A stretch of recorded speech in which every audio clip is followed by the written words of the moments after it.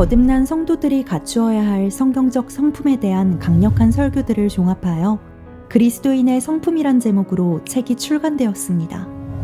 이전에 출간된 열매 맺는 그리스도인의 성품에 이어서 총 20개의 그리스도인에게 필요한 성품에 대해 한 권으로 정리하였습니다. 이 책은 하나님께서 원하시는 그리스도인의 성품으로 살아갈 수 있도록 여러분을 인도해 드릴 것입니다. 이 책을 통해서 말씀으로 도전을 받고 변화된 삶을 경험하시기 바랍니다. 오늘 본문은 디모데전서 1장 13절부터 17절입니다. 디모데전서 1장 13절부터 17절입니다. 오늘 제목은 하나님의 자비입니다. 하나님의 자비. 디모데전서 1장 13절부터 17절. 13절. 전에는 내가 하나님을 모독하는 자요, 박해하는 자요, 중상하는 자였으나 오히려 자비를 입은 것은 내가 믿지 아니하였을 때 모르고 행하였음이라. 우리 주의 은혜가 그리스도 예수 안에 있는 믿음과 사랑과 더불어 넘치도록 풍성하였도다.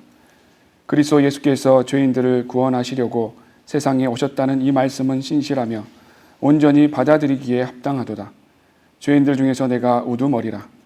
그러나 내가 자비를 입은 것은 이 때문이니 곧 먼저 내 안에서 예수 그리스도께서 온전한 오래 참으심을 보여주셔서 후에 그를 믿고 영생을 얻는 자들에게 본이 되게 하려 하심이니라.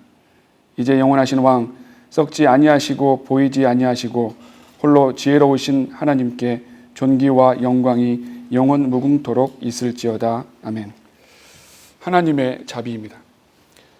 오늘은 2022년 12월 28일 마지막 수요일입니다. 2022년도 이제 얼마 남지 않았습니다.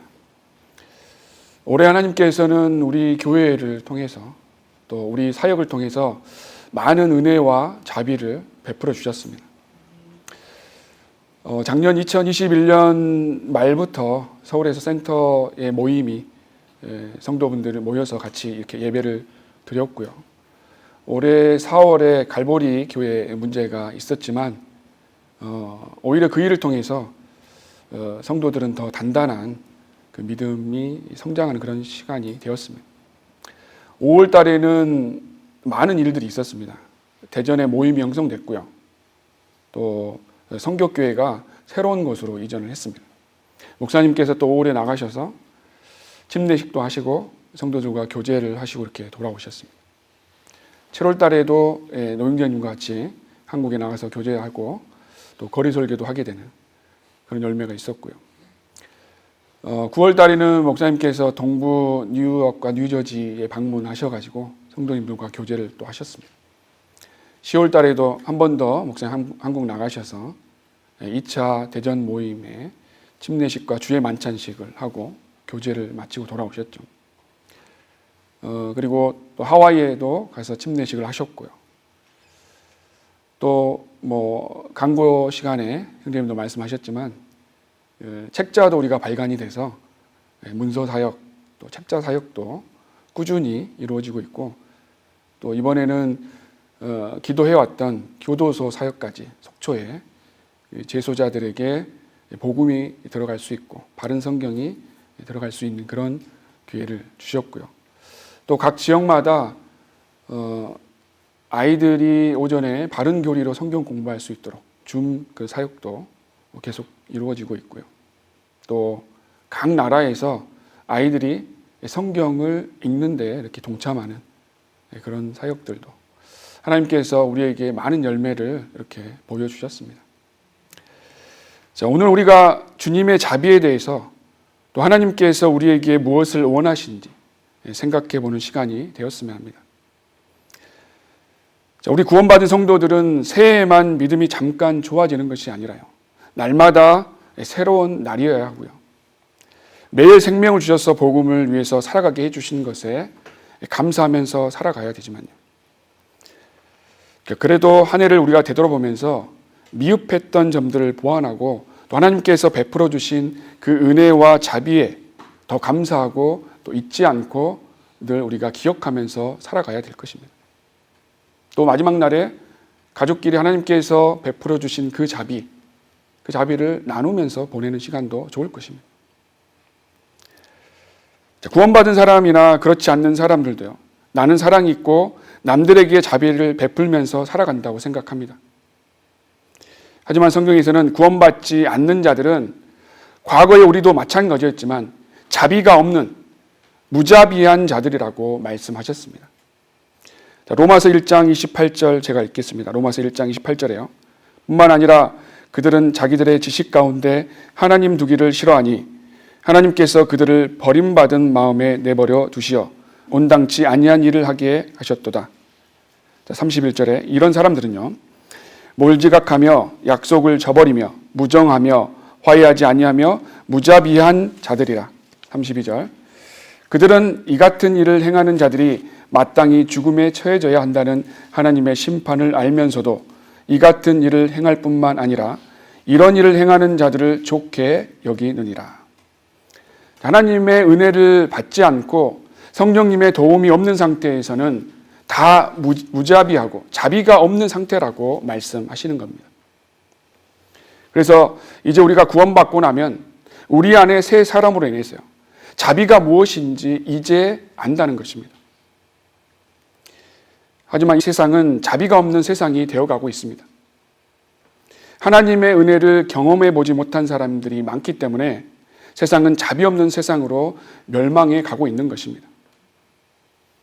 그래서 첫 번째로, 과거에 우리는 자비를 모르고 하나님을 모독하는 자들이었습니다. 그래서 자비는 내가 잘해서 받는 게 아니라 하나님의 은혜로 주시는 것을 알아야 합니다. 본문 13절에 전에는 내가 하나님을 모독하는 자요, 박해하는 자요, 중상하는 자였으나 오히려 자비를 입은 것은 내가 믿지 아니하였을 때 모르고 행하였음이니라. 구원받은 사람들은 하나님의 자비를 받은 사람들입니다. 과거에는 하나님을 공개적으로 모독하는 자들도 있었을 것이고요. 또 내가 만들어 놓은 다른 하나님을 섬기면서 진리의 하나님을 모독하는 자들도 있었을 것입니다. 그래서 이 자비를 몰랐을 때는 각각 차이는 다르겠지만 자기 방식대로 하나님의 그 사랑을 거절하고 살았을 것입니다. 어떤 목사들은 내가 구원받는지는 모른다라고 잘못된 교리를 전하면서 하나님의 사랑을 거절하는 자도 있습니다. 이런 자들은 하나님의 자비를 모르는 것입니다. 또 과거에 우리는 자기가 의롭기 때문에 종교적인 열성으로 하나님을 잘 섬긴다고 생각을 했을 것입니다. 자기는 그래도 남들보다 조금 더 나은 양심을 가지고 있고 자비를 베풀 수 있는 사람이라고 생각했을 것입니다.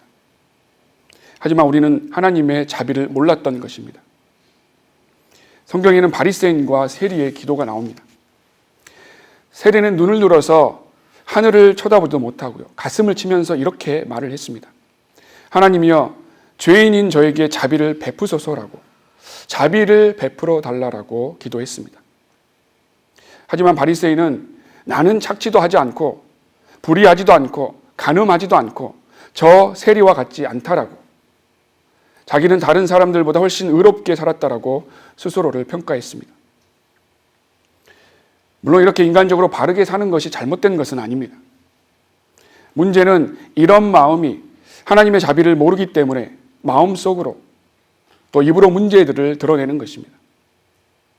내가 의롭기 때문에 나는 이것도 하고 저것도 하고, 나는 저 사람처럼 살지 않고, 나는 교회 사역에 이것도 참여하고 저것도 하고, 자기의 잘난 행위를 자랑하는 것입니다.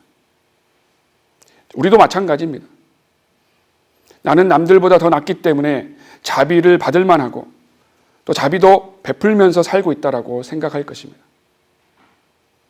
그런 마음으로 살지 않았는지 우리는 한 해를 마무리하는 이 시점에서 우리 자신을 돌아봐야 합니다. 자비를 모르기 때문에 자기의 잘난 행위를 자랑하고 이런 마음을 가지는 것인데요.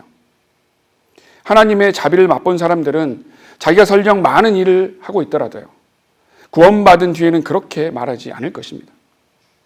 주님께서 나 같은 죄인도 도구로 사용해 주신 것만으로도 감사하면서 살아갈 것입니다. 우리가 매일 살아가면서 우리가 사악하고 또 어리석고 탐욕스럽고 감사하지 못한 자신의 모습을 안다면요, 자비를 우리에게 내려달라고 간구하는 기도밖에 할 수 없을 것입니다.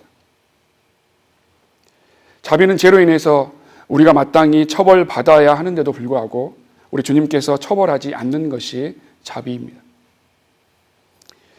지금까지 우리가 살아온 것을 생각해 보면 우리의 모든 말과 모든 생각과 모든 행동이, 이 모든 것이 다 바로바로 우리가 심판을 받았다라면 지금 이 자리에 있는 사람은 한 명도 없을 것입니다.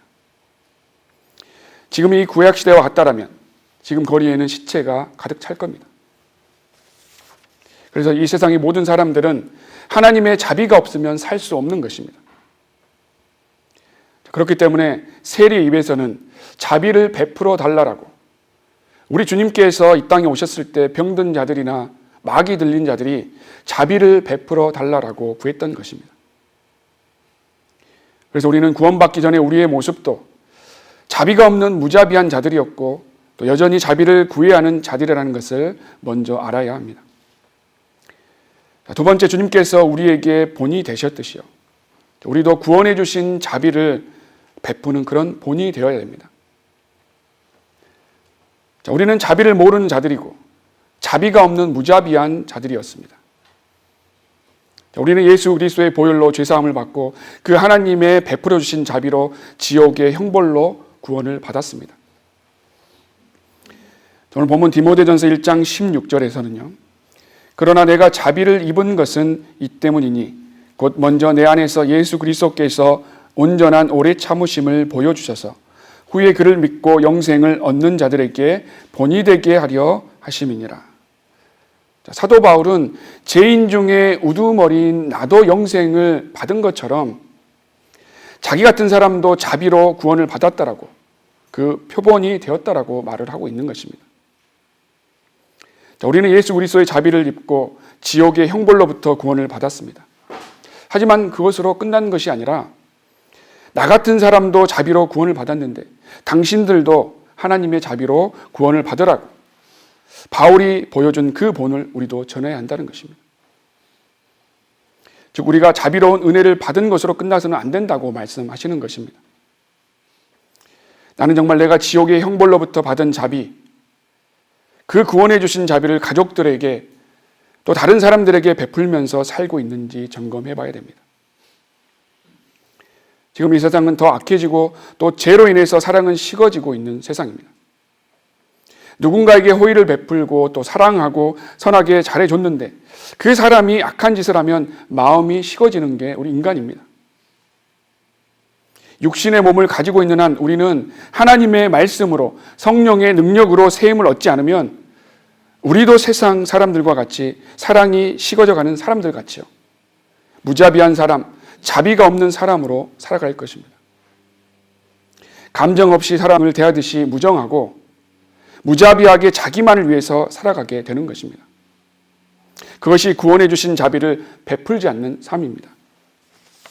그렇기 때문에 우리는 하나님의 말씀을 자꾸 듣고 찔림을 받아야 됩니다. 그리고 깨닫고 새로워지고 새 힘을 얻고 새로운 생각으로 갖춰지고 또 마음을 바꾸는 일들을 지속적으로 해야 됩니다.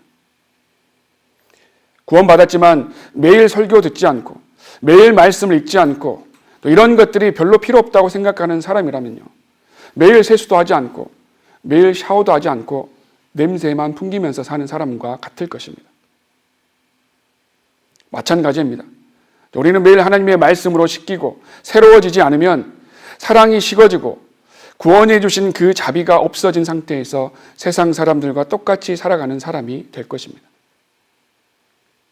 그런 하나님께서는 너희가 자비를 입은 것은 너희 같은 자들도 자비를 얻을 수 있는 것처럼 영생을 얻는 자들에게 본이 되게 하려 하심이다라고, 우리도 그 구원의 자비를 베푸는 삶을 살아야 된다라고 말씀하고 있는 것입니다.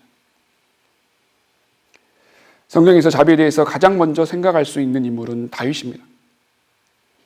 시편 32편 1절을 보시겠습니다. 시편 32편 1절입니다. 비록 구약이지만요, 그 누구보다 자비에 대해서 고백할 수 있는 자가 다윗입니다. 시편 32편 1절입니다.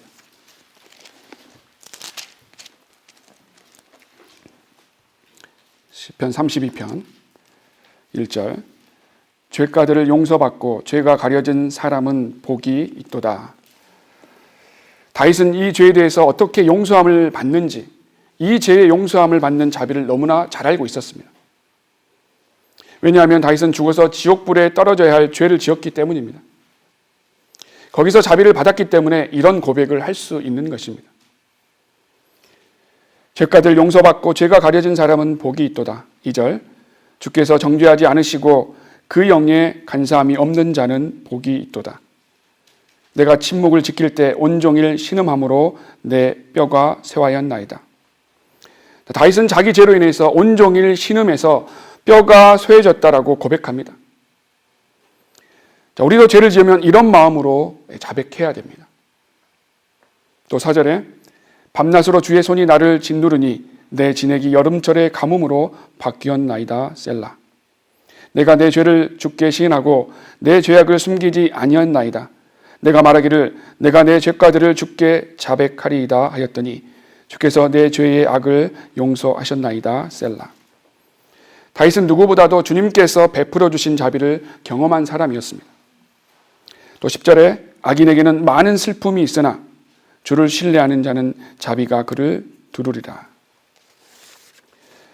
또 다윗이 죄를 짓고 선지자 나단이 왔을 때 지었던 시를 보시면요. 51편 1절을 보시겠습니다. 시편 51편 1절입니다.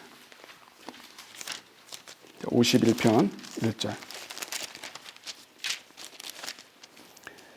51편 1절. 오 하나님이여 주의 자애하심을 따라 나에게 자비를 베푸소서.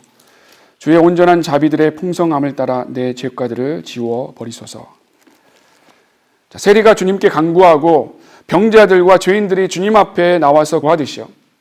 다윗은 자기 죄로 성령님이 떠나실 것 같아서요. 자비를 베풀어 달라고 간구하고 있는 것입니다. 우리 죄인들에게 이 세상에서 가장 좋은 하나님의 성품은 바로 자비의 하나님이십니다. 왜냐하면 하나님께서 공의로운 성품만 있으시다면요. 우리는 살아갈 수도 없지만 죽어서 다 지옥에 갈 수밖에 없기 때문입니다. 세상 법정에서도 그것은 공의는 있지만 자비는 없는 것입니다. 죄를 지은 만큼 법의 잣대대로 그 책임을 묻는 자리이기 때문입니다. 물론 지금은 그 권력과 돈 때문에 그런 것들이 바뀔 수 있는 그런 세상이 되어버렸습니다. 하지만 그렇듯이 자비가 없는 하나님이시라면요. 우리는 사탄과 그 타락한 천사들과 함께 영원한 불못에서 영원토록 고통을 받아야 했지만요. 자비로운 하나님께서 당신이 직접 육신으로 오셔서 우리 죄를 위해서 피 흘려 죽으셔서 자비를 베풀어 주셨습니다. 그래서 죄인들에게 또 우리들에게 이 한 해를 보내면서 감사하게 생각해야 되는 그 단어가 자비입니다. 그 하나님의 자비를 생각해야 됩니다. 나에게도 하나님께서 이렇게 자비를 베풀어 주셨구나. 2022년에 많은 일들이 있었지만 구원받고 바이블 빌리버로 살아가고 복음을 전파하고 사역에 동참하고 구원받은 성도들과 교제할 수 있고 오늘도 하나님의 목적에 따라서 살아있는 상태에서 새로운 한 해를 맞는구나 하는 하나님의 자비에 감사하는 시간을 가져야 된다는 것입니다. 자, 세 번째, 우리는 항상 하나님의 자비가 필요한 죄인인 것을 알아야 합니다. 자, 아까 본 시편 51편 1절에 주의 온유한 자비들의 풍성함을 따라 내 죄가들을 지워 버리소서. 자, 우리도 만약에 하나님의 구원의 온유한 자비를 받지 않았다라면요, 아직도 어떤 종교를 쫓아가면서 하나님과 상관없이 종교 생활만 하다가 지옥에 갔을 것입니다. 그래서 우리는 다윗처럼 매일매일 주님의 자비로 내 죄들을 지워달라고 간구하면서 살아야 됩니다. 이것은 구원받기 위해서가 아니라 구원받은 성도들이 영적으로 적용할 수 있는 그런 구절입니다. 또 2절에 나의 죄악으로부터 나를 철저히 씻으시고 나의 죄로부터 나를 깨끗하게 하소서. 내가 내 죄과들을 아오니 내 죄가 항상 내 앞에 있나이다. 다윗은 자기 주제 파악을 잘했습니다. 자기의 죄가 항상 앞에 있다라고 고백하는 것입니다. 내 앞에 항상 죄가 있다는 것을 모르기 때문에 우리는 죄를 짓는 것입니다. 우리 앞에, 우리 주변에 항상 죄가 쌓여 있다라면요, 그 죄에 닿지 않으려고, 그 죄를 피하려고 죄를 짓지 않을 것입니다. 하지만 이것을 생각하지 않고 살기 때문에 우리는 쉽게 죄에 연루되고 항상 죄의 길로 가는 것입니다. 다윗은 자기 주제를 알았습니다. 보잘것없는 양치는 자에서 하나님께서 이스라엘 왕으로 세우시고요, 모든 전쟁에서 승리하게 해주셨지만요, 음행하고 살인까지 한 죄인이 하나님의 자비에 대해서 철저하게 느낀 것입니다. 구원받은 우리들도 겉으로 또 내면으로 수많은 죄를 짓는 것에 여러분도 많은 죄에 대해서 고백을 하고 있을 것입니다. 이 자비가 없다면 다윗은 영원한 저주를 받아야 했습니다. 51편 4절에 주 주만을 거역하여 내가 죄를 지었으며 주의 목전에서 이 악한 행실을 하였으니 주께서 말씀하실 때에 의롭게 되시고 주께서 판단하실 때에 순전하시리이다. 보소서 내가 죄악 중에서 조성되었고 죄 중에서 내 어머니가 나를 배웠나이다. 많은 사람들은 이것을 모릅니다. 자기는 선하게 태어나서 선하게 자랐다라고 생각합니다. 하지만 죄악 중에서 조성되었고 태 속에서 있을 때부터 죄 속에 있는 것이 우리의 모습입니다. 또 6절에 보소서 주께서는 마음에 있는 진실을 원하시오니 주께서는 감추어진 곳에서 나로 지혜를 알게 하시리이다.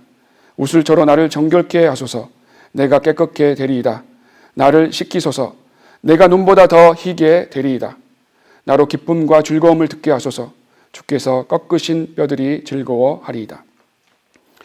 구원받은 우리는 죄를 짓고서는 편히 살 수 없는 것입니다. 뼈가 꺾어지는 그런 아픔을 당해야 합니다. 그래서 우리는 죄가 눈앞에 있을 때 다시 한번 생각해야 됩니다. 그냥 구원받아서 지옥에 가지 않으니까 하면서 쉽게 넘어가서는 안 됩니다. 하나님은 사랑하는 자녀들을 징계하십니다. 하지만 죄를 지었는데도 그 징계를 받지 않는 상태라면 자신의 구원을 다시 한번 점검해야 됩니다. 세상 사람들과 똑같이 살아가고 죄에 대해서 회개하는 마음이 없이 살아간다면 하나님의 자비를 저버린 자들입니다. 회개라는 것이 무엇입니까? 세상을 쫓아서 살아가다가 하나님께로 돌아선 것입니다.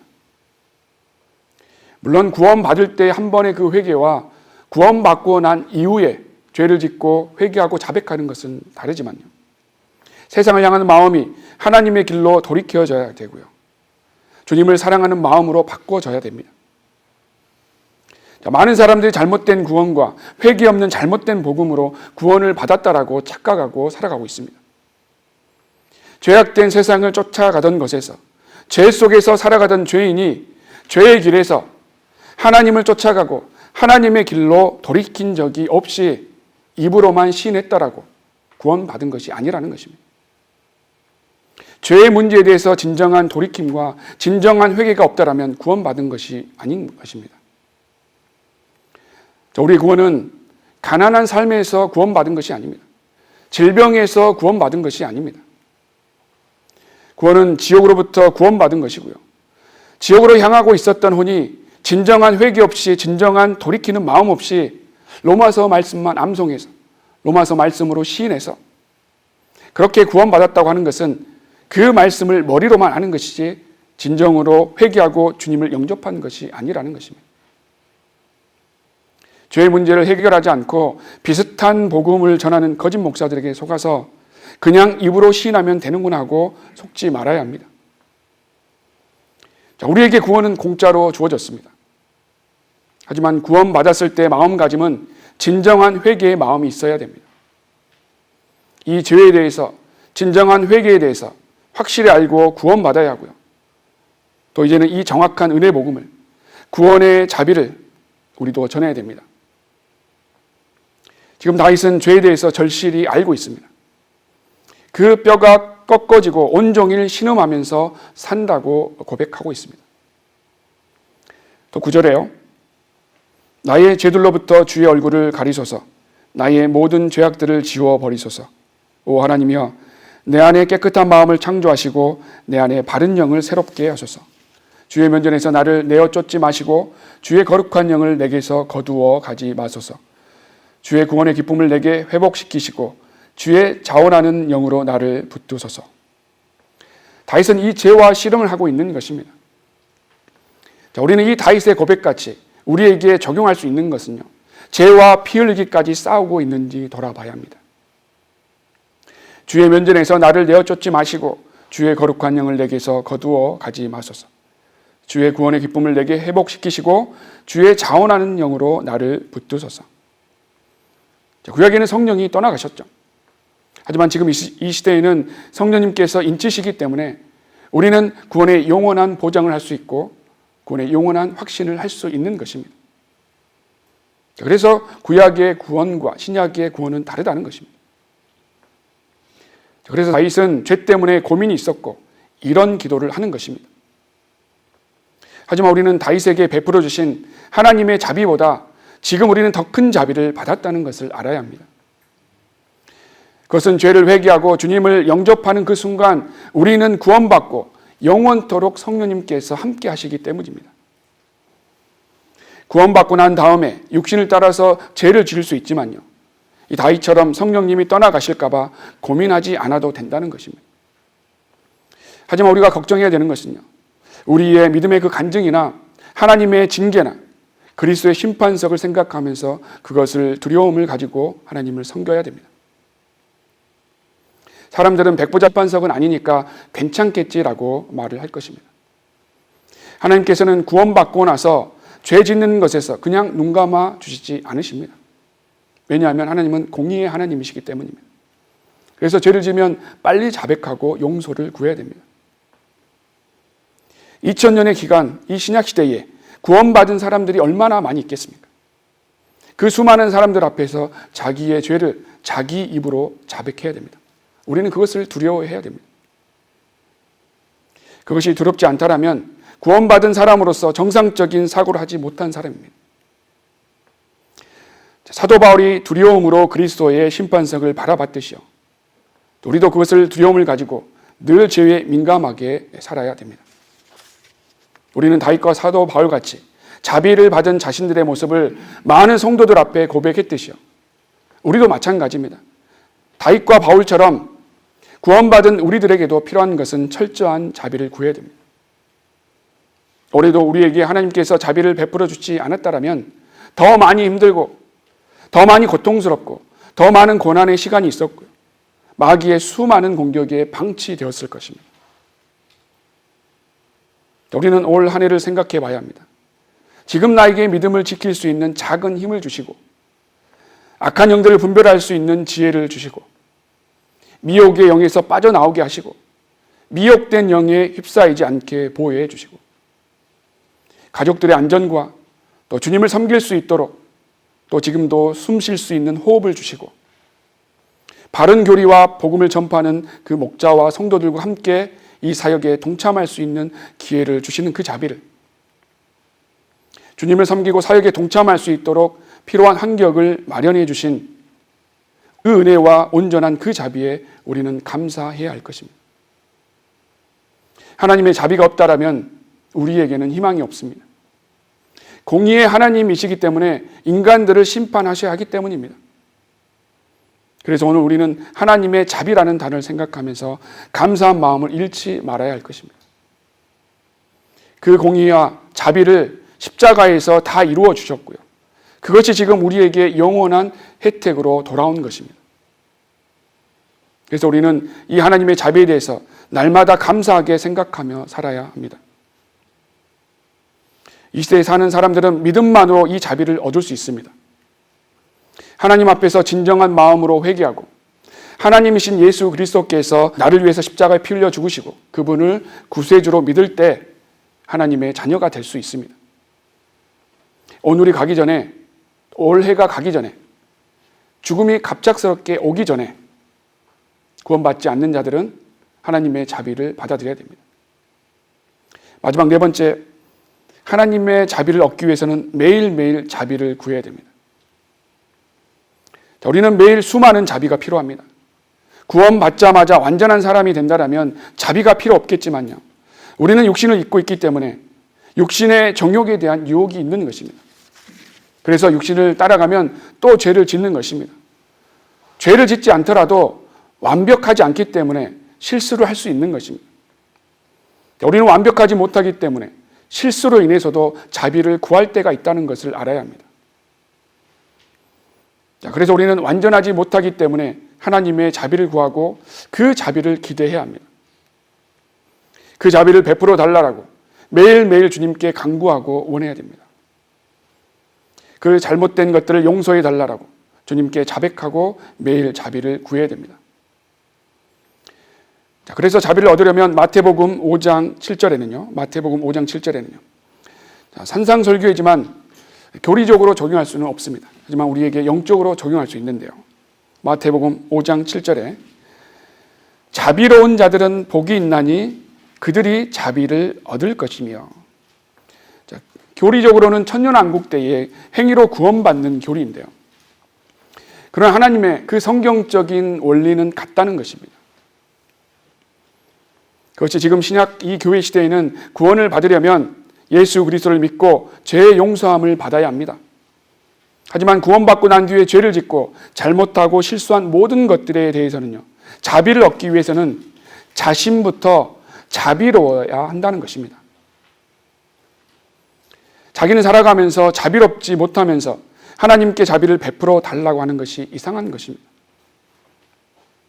자비로운 자들은 복이 있나니 그들이 자비를 얻을 것이며, 그래서 내가 구원은 받았지만 내가 이 세상을 살아갈 때 완벽하지 못하기 때문에 주님께 자비를 얻으려면 나도 자비로운 삶을 살아야 되겠구나 하고 자비를 베푸는 삶을 살아야 한다는 것입니다.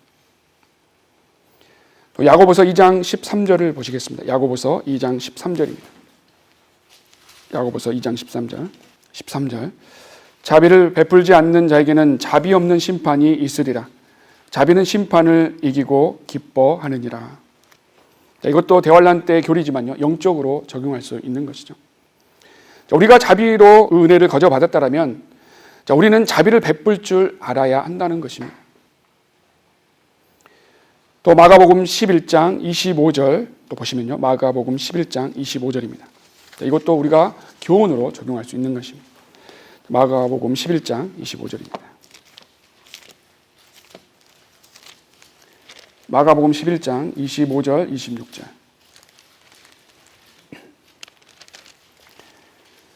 너희가 서서 기도할 때에 만일 어떤 사람과 적대 관계가 있다면 그를 용서하라.